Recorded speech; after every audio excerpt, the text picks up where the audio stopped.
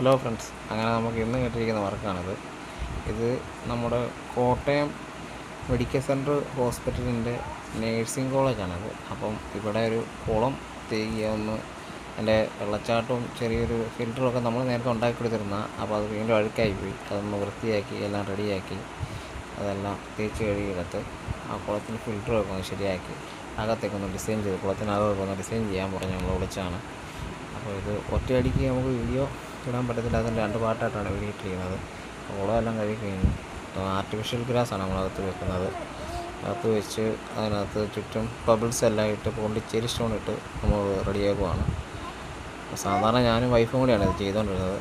ഇപ്പം ഞാൻ കൂടെ വേറെ 2 പേരും കൂടെ ഉണ്ടായിരുന്നു. അപ്പോൾ നമ്മൾ മീനിന് വേണ്ടുന്ന കാര്യങ്ങളൊക്കെ ചെയ്യും.